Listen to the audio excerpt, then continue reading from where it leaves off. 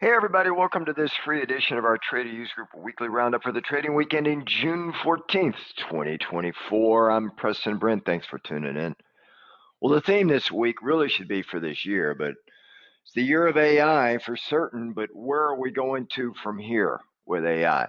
Well, let's dig into the markets here. So without further ado, why don't we, let me just find my, I guess I gotta find, here we go. Let's jump in and take a look at where we've been this past week, and then we'll go from there. You guys can see that this past week was a little bit of a mixed bag. I mean, we had the Dow and the Russell both in the red, S&P and Nasdaq in the green. Boy, the S&P and Nasdaq showing up very strong year to date. The Dow is down, just barely in the green, 2.39%.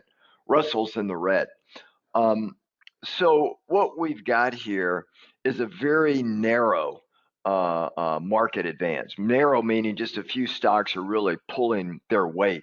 Everybody else is average to slightly below average. This is the second consecutive week, by the way, of an exceptionally narrow breadth in the market. Enthusiasm over the potential of artificial intelligence is providing a lot of tailwind for the tech-related stocks and growth shares that we're seeing here. And it's outpacing value stocks by the largest margin since March of 23. Now, if we take just NVDA, Meta, Google, and Microsoft, for example, they accounted for about, as of Friday's close, about 61% of the S&P return this year. That's huge, just those four stocks. And three of them, NVIDIA, Microsoft, and then Apple, account for 20% of the entire S&P market cap. Okay. The other thing is, as you can see here, the divergence between the Dow and the S&P, and obviously it's even worse with NASDAQ, but even looking at the S&P, the divergence is really extreme.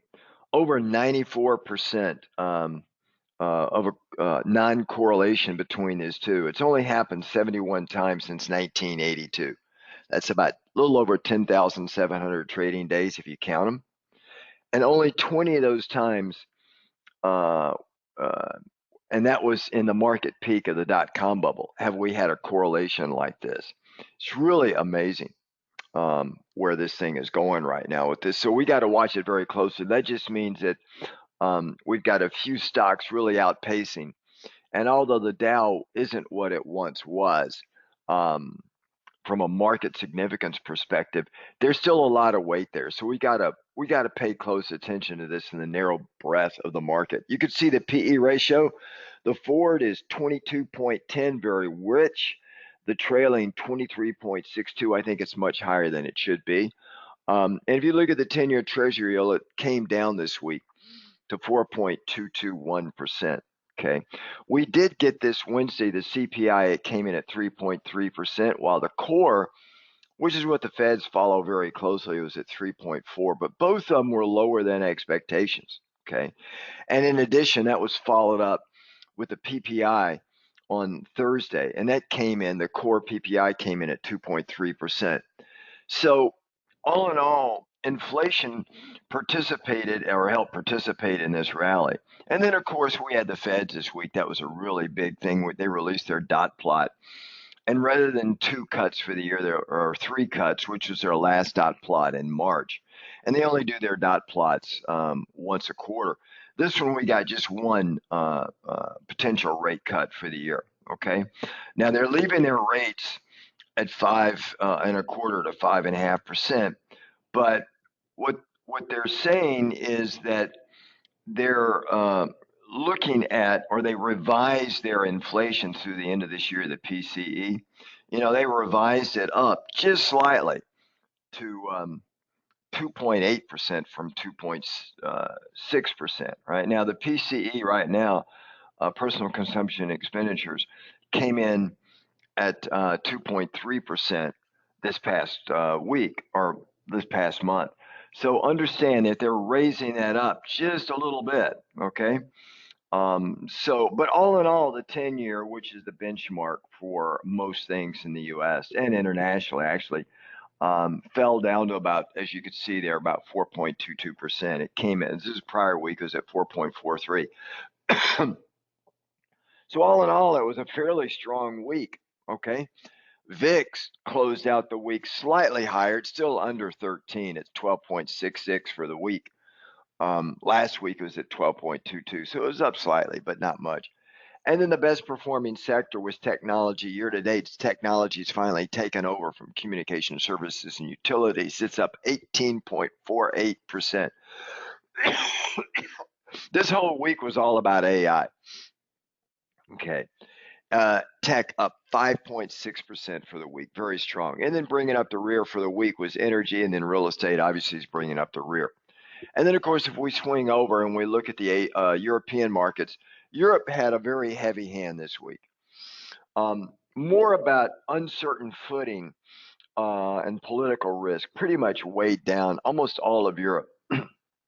We saw a lot of progressive and far right political parties taking away the liberal elite over there in Europe. And it even forced President Macron, the French president, to call for a snap election later this month. Okay. So all of this stuff really drove the markets lower across Europe. All right. I mean, look at the CAC 40, the French. It actually moved into the green in the red this year, down 6.23% for the week. Year to date, year to date, 53 basis points in the red. Unbelievable. The government bonds sold off sharply this week. And the 10-year French and Spanish yields went to their highest levels this entire year. Okay. And it's amazing what that election did over in Europe. And then with Macron, the French president, calling for a snap election, that really upset the markets over in Europe, as you can see with their weekly performance. Year to date, mostly in the green with the exception of CAC 40, but nowhere near as strong as NASDAQ and the S&P here in the U.S. Okay, now if we go over to the Asian markets, Bank of Japan, you can see the Nikkei flat for the week, slightly up, but year to date, very strong, 16.11%. The Nikkei, NASDAQ, and the S&P are really just on fire this year, okay? Now, the Bank of Japan, they kept their monetary policy unchanged, and they've voted to scale back its Japanese government bond purchases, but they're still putting tapering into the market. They're still putting stimulus into the market.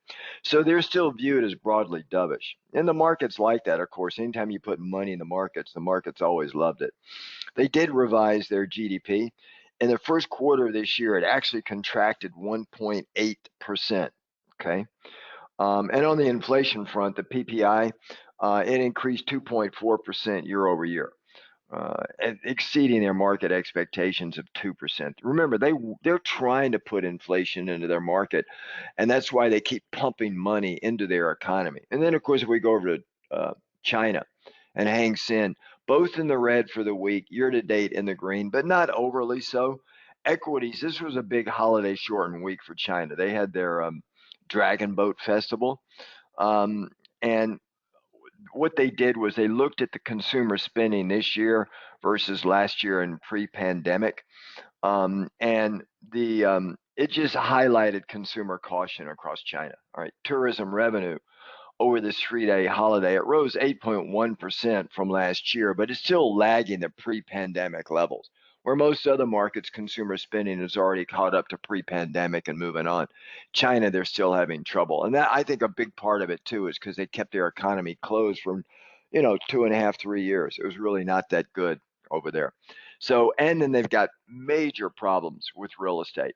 So that's a little bit about what we're seeing just from a macro level in the markets. Now, what I'm going to do is I'm going to shift the screen over, and I'm going to show you the E-mini S&P 500 futures, and I'm going to show you the SPX, right? And there's a difference between the two. Some platforms haven't changed yet. Some platforms have the S&P 500 E-mini futures as well as NASDAQ and others. But those that have changed over to the September futures contract month, you'll notice the E-minis are much higher. And I'll show you that in just one bit. But what I'm going to do, let's start with the SPX. I like the SPX because it's kind of like the VIX. It's a cash index of the S&P. So let me switch you over and let's show you that first. Let me get it over here. It'll take a couple of seconds to come on the screen. Excuse me. So what you're going to see here when it comes up is a daily chart of the SPX. You can see this was my target. I put this target in place here early April, actually about the second week in April. This was my target right around 23, just slightly under 23.50. And you could see we hit it and we spent almost a month there, a little over a month. We finally broke out of it this week. And you can see we rose up and then we pull back. I've got these railroad tracks on here to show where downside support is. We had that gap here on the the SPX, and that really accounted for some of the rolling forward to the September futures contract month. And you could see here, I've also got on here Fibonacci extensions. This green line here is a 0.38 extension of prior pivot highs and pivot lows. Now, obviously, it depends on where you establish a pivot high and pivot low as to where these extensions are. But what I did was I took the major pivot high and major pivot low, the pivot low from October in our bear market in 22, and then the pivot high in January of 22 before we started having that downfall for the entire year, and we had that bear market in 22. So those are my predefined pivot highs and pivot lows. So they're very solid. And you can see here, as you know, my forecast for the SPX was anywhere from 5,300 to 5,500 for the year, and we're almost up there already. That just shows you the power of these 4 or 5 AI stocks. Now, I have not revised that upward yet, okay? And as we were shooting up here like this, remember, this is when I had called for 53 to 5,500. I think the market's going to have a hard time getting much higher than this, short of anything like if the Feds come out and they start cutting rates sooner rather than later, I think that'll also help goose the market from an economy stimulus standpoint, moving it higher. And you could see the 0.618 fib node at 5,600. And I may revise it, but just not yet. I'm not looking at it. I'm not looking to do that right now, but that's only 100 points higher, 5650 over the 5,500 that I've got here. You can see the downside here. Now, I told our members going into the Fed meeting in June, we would move higher. And then after the Fed meeting, we would just pull back just a little bit, kind of like a consolidation mode. I can see the markets pulling back just a little bit. The probabilities favor that. That's not to say that's what's going to happen, but the probabilities favor a little bit of softening in its price as we go into the July 4th holiday weekend. Keep in mind, this is a holiday week as well. Wednesday we have Juneteenth, so the U.S. markets will be closed all day. Futures will open the prior day and then close at noon on Wednesday, and then open back up Wednesday evening for a full day on Thursday. So now I'm going to show you this exact same chart, but using the E-mini S&P 500 futures. You'll notice the extensions are a little bit higher because we've now shifted over to the September futures contract month for the E-mini. So let's just get that up on the screen here. But same chart, all right? Both of them the S&P. This one's going to be the futures market. And you can see here, as soon as it comes up on the screen here, that the target was hit, both time and price. My target was centered right around 54.17, and we hit that this week. And then you could see this gap up to 55.08. These gaps were with the shift to the September futures contract. I do see us settling back in a little bit, just like the SPX, because they go hand in hand. But you can see this is a 3, 4, 5 Elliott wave count.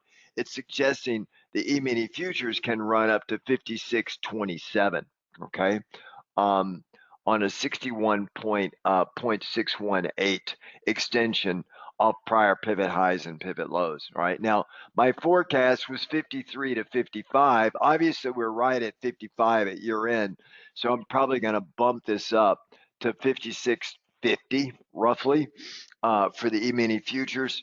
That means I've got to bump up a little bit the SPX, but this is the target right now towards the end of the year. So not but just a few percentage points higher, right? That would suggest that we're going to be in for a 5 to an 8% pullback, maybe even a possible correction later this summer, going into the early fall or late summer timeframe before we have a rush to the end of the year. And as I get more market data, the charts have become a little bit clearer once you go out a little bit 90 days. We'll see how this plays itself out. Okay.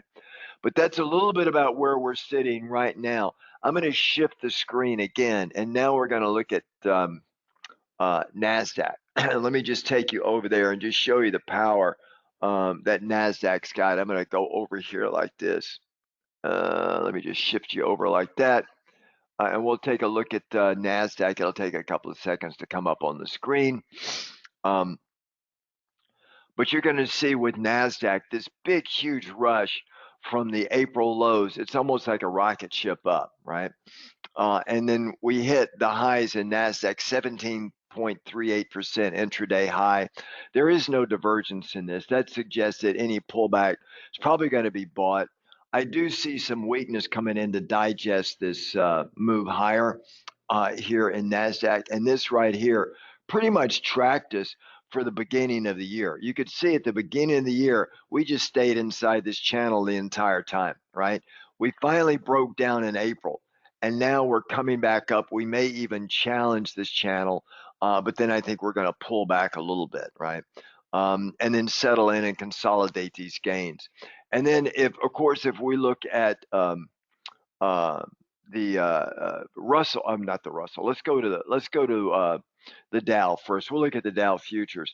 You can see on the Dow futures sideways chop, right? Up, down, and now we're sitting just barely in the green for the year. As you can see, as you remember, we're at 2.39% up for the Dow. Big, huge divergence, like I said, between the Dow and the S&P. So I really believe that we're setting ourselves up for just a little bit more of a contraction over the next 90 days, and then we'll have a run up. Now, I've got another chart that suggests July is going to be a very strong month.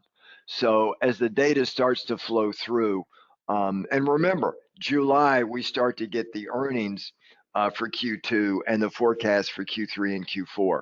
The closer we get to Q3 and Q4, the more accurate those earnings forecasts will be. And everybody's betting on the future expected earnings of AI.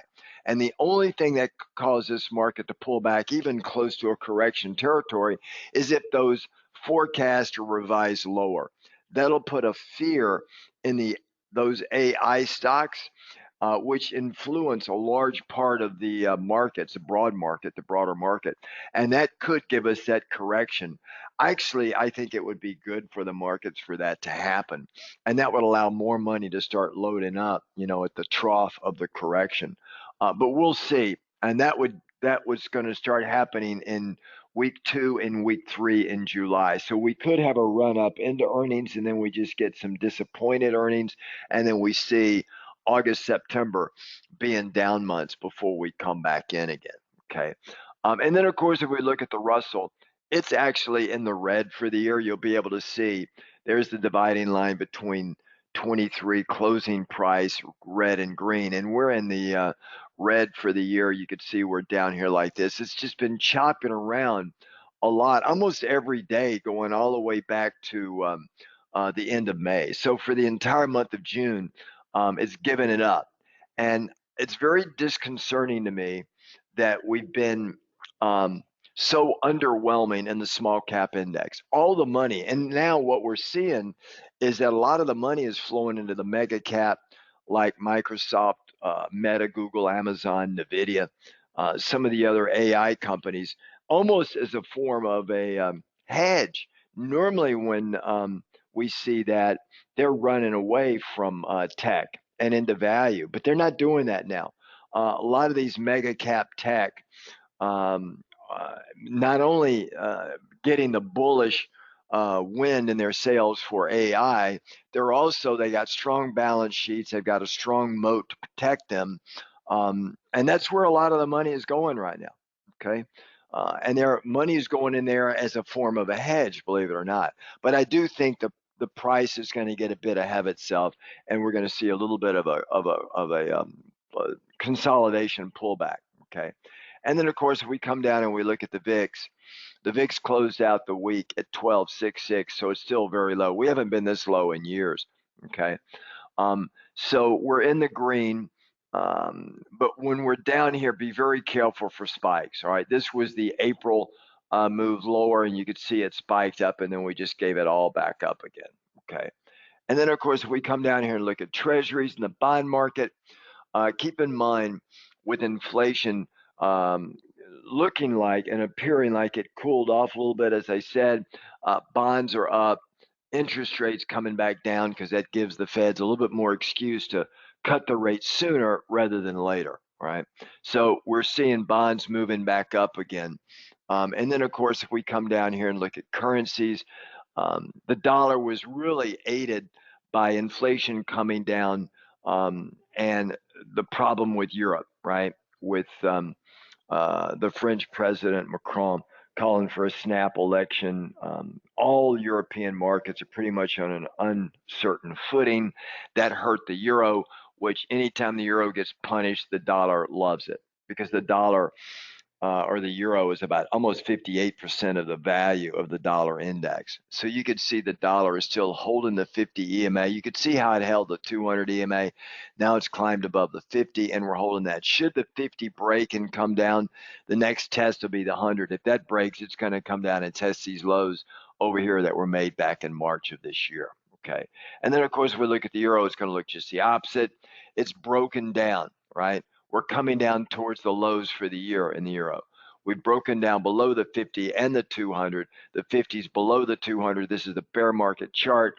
So this is suggesting that Europe is not going to fare very well this summer. All right. So let's follow this very closely. Europe was the place to be earlier this year, but a lot of money's been moving out of there and moving into mega cap growth in tech here in the U.S. with that AI boom. And the AI boom has probably added, 50% more valuation, 40% more to the U.S. markets compared to what it would normally be. Okay. And just as a reminder, I'll show you the equal weight. If we look at the equal weight SPX, assuming everybody was weighted the same instead of cap weight, you can see on the equal weight here, if I'd say where are we year to date, you can see if I just kind of back of the napkin, it's roughly, we close right about there, about 3.3%. So about 3.3% up versus the current up of 13%. So over 10 percentage points difference in just these AI stocks are driving this thing, right? And that goes into why, 61% of the profits are coming from NVIDIA, Microsoft, or NVIDIA and Meta, Google, and Microsoft, right? So anyway, we got that going on. And then, of course, the Japanese yen, I still love it long term, right? You could see now it's coming back up for another potential entry point for the yen. I like the yen to the upside. Now, the Bank of Japan keeps surprising the markets, thinking that they're going to cut stimulus, stop pumping money in, and look at raising rates. But they don't have to right now because the markets have done it for them. The Japanese government bonds are around 1%, even though the Bank of Japan hadn't raised rates because the markets are forcing it on them. So they don't have to do anything right now. So that'll keep the yen lower. But the risk of much lower moving the yen is extremely low. It's about an 85% chance that on any given week, the yen is going to move up versus moving down. That's why I like the yen longer term to the upside, right? And then, of course, if we come down here and we look at gold, I think gold is going to, even though it moved up 30 points on Friday, I think gold is going to break the 200, come down and test these gap right here. Remember what I said? I said gold is going to eventually come down and test this area. And that's where it might be a possible buy. But if it blows through it, I think it's going to come down and test the 200. So if anything, I would be leaning more bearish gold than bullish, believe it or not. Same thing with silver. If we look at silver, you can see here it's sitting right on the 50 EMA. I think if that breaks, it's going to come down and test these lows that were made right around here. On silver at 26.25, which is just slightly above the 200 EMA. That breaks down, we're going much lower. But I think that's going to be the test. Should we break the 50 EMA? Okay. And then, of course, if we look at oil, oil is now at a good position. Members, will go through some ways to play oil now. But I think oil is going to settle in right here. You can see the 50 and the 200 are right on top of each other. That's acting as a resistance point. You can see over here where the 200 EMA was a resistance point. It's going to do it again, but only doubly so because you got the 50 right on top of it. You can see the 50 was a resistance point here. Now on top of each other, it's going to be even stronger, which suggests that oil is going to be choppy around this area. Not unless we got a clean break supported by volume would I be interested in changing an upward or downward bias. So mostly sideways chop right now with oil.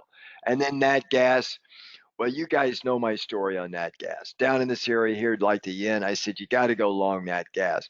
Right up here, I think a dip should be bought, but I'm not sure if it's done with a dip. You can see the 50 moving over the 200 EMA, so it could come down and test this closing price of last year, settle in a little bit. We did get the divergence there, so that suggests a little bit more downside action in nat gas. Okay. All right, everybody, that's just a quick summary of where the markets are. As a reminder, this Wednesday will be a market holiday for all U.S. markets. Members, I'll see you Sunday evening for our weekly market watch. Take care, folks. Ciao now.